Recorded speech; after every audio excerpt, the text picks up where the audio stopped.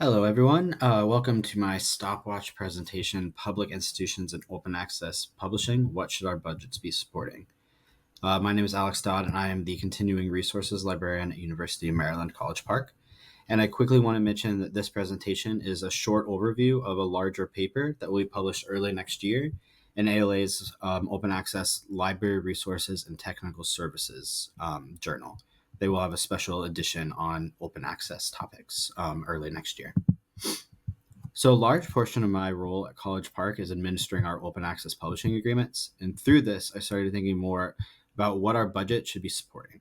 College Park is a public land grant research institution. My question became, how should we be approaching open scholarship and open research that both align with our greater mission while also providing our researchers with the resources that they need to succeed? Because institutions are increasing their involvement in academic publishing, it becomes increasingly important to ensure that these open access publishing initiatives fall within the university's mission. So now we're going to take a quick look at a few of the agreements that UMD has entered into recently. The university library is currently participating in 7 transformative agreements, with more starting in 2024. This presentation looks at 3. 1 nonprofit society publisher, 1 for-profit commercial publisher, and 1 university press publisher. The agreements are mostly the same, including unlimited publishing for our corresponding authors and full read access to the publisher's portfolios. Case 1 stands out as it is the only publisher planning to transform its entire portfolio to open. Financial responsibility for covering the costs of open access and transitional agreements varies between publishers. Our agreement with the nonprofit publisher resulted in a 158% increase, while agreement with the for-profit publisher was much closer to cost neutral. Our university press publisher ended up increasing about 6% over time. Usage statistics and cost per use for each of these agreements have been relatively steady over the past 5 years. As the cost increases for the for-profit and the university press were relatively low, we expect that the cost per use for these agreements should stay about the same. With the large cost increase of the nonprofit society publisher, we expect to see a cost per use rise of about 200%. However, it is interesting to note that even with an estimated cost per use increase of 200% for the nonprofit society publisher, its cost per use should still be a full dollar less than the cost per use of the for-profit publisher. This is because the for-profit publisher's costs were already very high. I used Scopus to take a look at how our authors have been publishing with these publishers for the past 5 years and estimated how much they could be paying for open access publishing in addition to the costs that the library was already paying these publishers for read access. For the nonprofit society publisher, we saw almost no gold open access articles published over 5 years, so they essentially paid $0 extra. For the for-profit commercial publisher, they saw about 52 gold open access articles per year. So our authors could potentially be paying this publisher $182,000 in addition to what we already pay them for our read costs. These figures need to be taken with a grain of salt, as transformative agreements only cover corresponding authors, and the data and the Scopus data is essentially all affiliated authors. All of this work brought up quite a few questions that we, as a library, needed to consider. While the idea of open and equitable access is often tied directly to the university's mission of advancing public good, these policies are often broad. While supporting open scholarship is the main takeaway, the how is more so left to interpretation. And I'm just going to go through these next questions also very quickly. How does the university weigh the institutional advantages for its authors by supporting a publisher that is heavily used against the societal problems that arise from publishing publicly funded research into a for-profit commercial publisher? And some other small questions surrounding that. And finally, should the university continue supporting a publisher that aligns with what we consider to be the public good, even if our community has shown a decline in interest? Which is more important? The publisher aligns with the university's mission, or the university's users have access to read and to publish in whatever is most useful to them. These are just a few of the questions that have come to mind about individual agreements, but there are even more questions surrounding transformative agreements in general that I clearly can't get into in this short presentation. The agreements covered in this presentation are all in their infancy, and as such, this presentation focuses on questions and data to look at when you're entering one. Once these agreements have had time to mature, future research is going to be done to see if these agreements resulted in more institutional OA publishing, to see if they affected where our publishers are publishing, and the overall sustainability of the agreements over time. Sustainability will be of particular importance for those transformative agreements where cost neutrality was not presented as an option by the publishers. So for all we know, in 5 to 10 years, transformative agreements may no longer be a viable option, and we could be looking at new routes to open research. But while the university is navigating this change, asking these questions is vitally important. These publishing agreements and the discussion of the issues around them need to be led by the institutions that are producing the research rather than the publishers who are capitalizing off of it. And with that, thanks for coming to my Stopwatch presentation. Hi, I'm Tim Tully, business librarian, and we're from San Diego State University. Hi, I'm Will Weston, head of collections. And I'm Lucy Campbell, ERM librarian, and thank you all for coming to our presentation entitled The Benefits of Business, Applied Research Strategies in Collection Development. So we have split this presentation up into 4 parts: the problem, the opportunity, the project, and next steps. So the problem broadly is, how do we evaluate increasing serial subscription costs while we're locked into big deal packages? What is the big deal? The big deal is the primary way that research libraries have provided maximum journal access as cheaply as possible through subscription bundles or big deals. However, over time, the value of these journal packages has become less clear, particularly as the publisher's own usage data indicates that large numbers of these titles show low use to no use at all. The primary criticism is the ability to effectively and consistently evaluate the value of the package and the inability to tailor that package to the changing research and curricular needs of the academic institution. So SDSU's context here is that we are a Carnegie classification R2 institution, and we subscribe to a number of journal packages. For this project, we decided to examine our Wiley package content, primarily because it is our most expensive package, and there have been concerns about its overall use. As you can see in the graph, the increasing cost of this package, although not steep, is certainly outpacing what has been a generally flat collections budget for the past decade. This is not unique to Wiley. If you look at EBSCO's 5-year price increase history, 2018 to 2022, there's been an 18% increase in cost. This is not sustainable for most libraries. And within that limited staffing challenge, we saw an opportunity by working with grad students. As the business librarian, I've developed relationships with faculty such as Dr. Bruce Reinig in the Management Information Systems Department. And the Management Information Systems Department has a culminating experience capstone where the students are tasked to use technology-supported solutions to create value through the development of information or knowledge strategies. And we presented this opportunity to that group, and we had interest from 5 students, but we ultimately went with 3 on the project.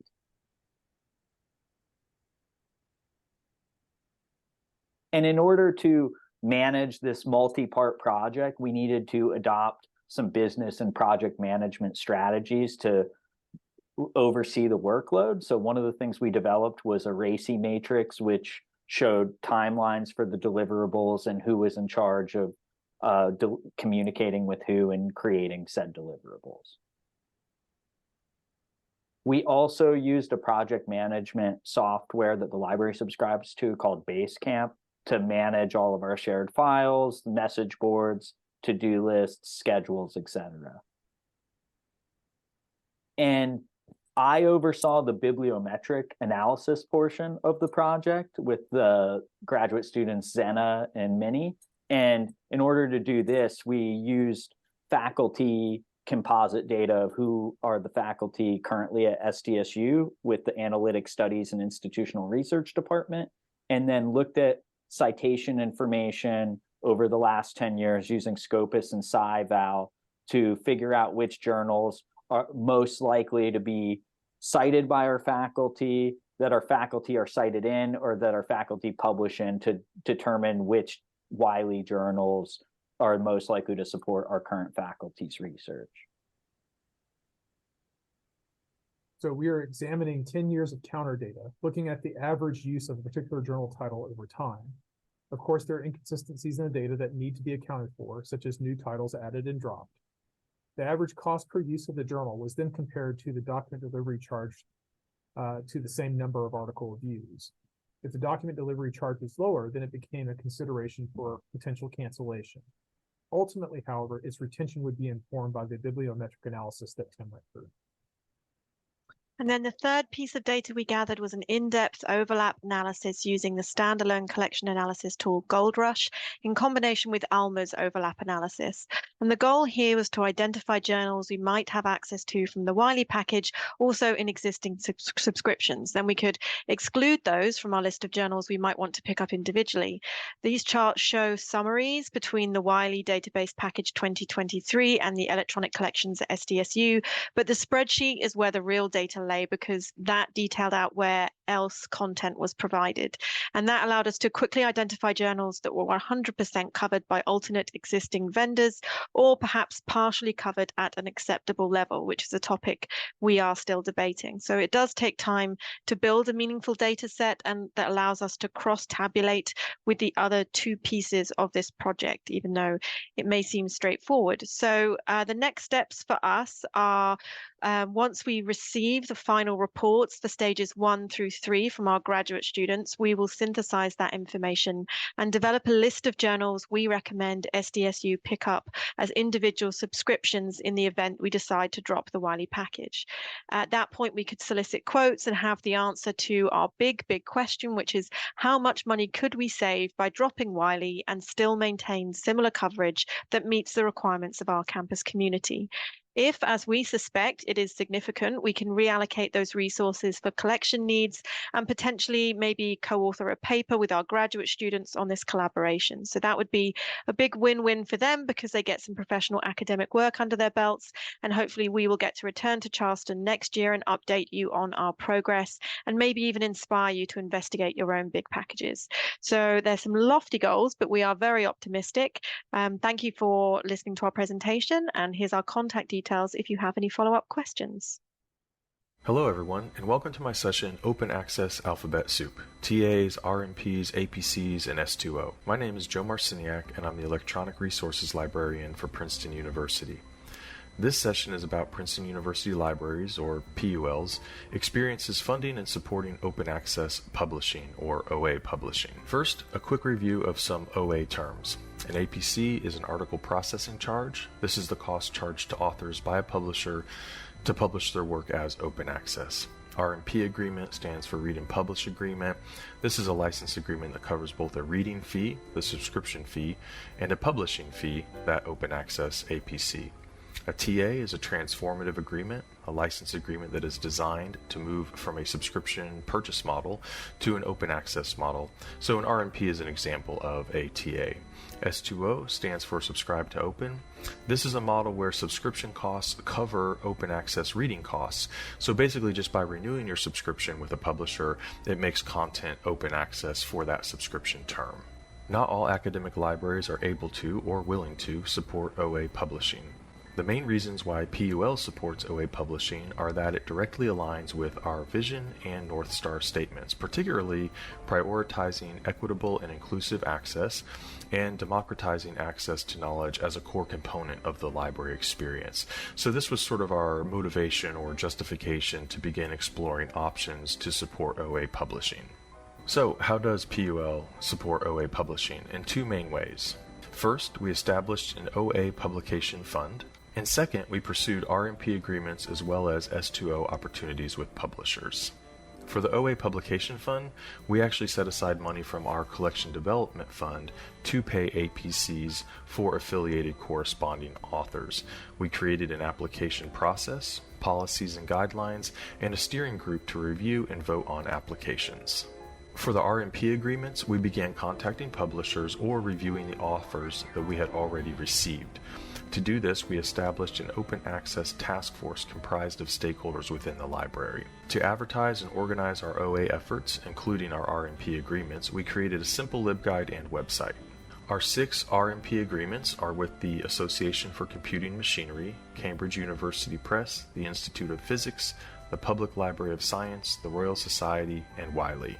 While considering each model and developing the LibGuide, it was important to us to focus on the author experience. On the LibGuide, we wanted to clearly list eligible publishers and publications, as well as detail the author submission process as clearly as possible. We didn't want to add a lot of confusion or additional work for our authors. We wanted the submission process to be as seamless as possible. For authors to take advantage of PUL's RMPs, they simply need to use their university email address and self-identify as a Princeton University author during the submission process. So, taking a closer look at the OA Publication Fund program, here's 4 years worth of data. You can see that we went from funding 17 APCs in FY20 to supporting 47 APCs in FY23. You can also see that our budget increased dramatically over this same time period to match the demand that we were seeing. If we take a closer look at one of our RMPs, we see that during calendar year 2022, 51 affiliated authors were able to publish their work as open access with one of our providers. Now, PUL paid around $10,000 for the publishing portion of this particular RMP agreement to eliminate those APCs that would have been charged to the individual authors. Using a conservative APC estimate of just $2,000, Princeton University authors would have paid $102,000 in APCs for these 51 publications. So if we subtract the library's contribution of $10,000, that still leaves a savings of $92,000 for the institution. That includes those APCs that would have been charged to authors or funding that would have come out of the OA Publication Fund. Not surprisingly, patron feedback has been extremely positive. We regularly hear from many grateful patrons, especially graduate students who do not have access to grants or external funding to cover APCs. One graduate student highlighted the importance of having OA publications during the job search process because it allows prospective employers to have access to their research, and this is one beneficial aspect that I had not considered prior to receiving this feedback. There are, of course, questions and challenges. One of the challenges is obviously sustainability. How can we add additional costs to all of the publishers who are launching RMP models? Supporting all OA efforts is not realistic or sustainable. So if you cannot support all of them, how are you going to decide which ones to support? What will be your criteria for making these selections and decisions? And how will you justify these decisions to patrons when they ask you why you don't have an RMP agreement in place with their preferred publisher? So it's important to develop these policies and value statements that will help guide these discussions later on. Another question, rather than a challenge, is how participating in RMPs will affect the publishing market. Keep in mind that your RMP agreements might drive publishing activity to a specific publisher. Authors might start tailoring their work to suit specific publishers if they know they can publish their work as OA without paying the APC themselves. Now, this isn't necessarily a bad thing, it's just something to consider. I mean, these are obviously publishers that you support as an institution, so it might not be a big deal to you.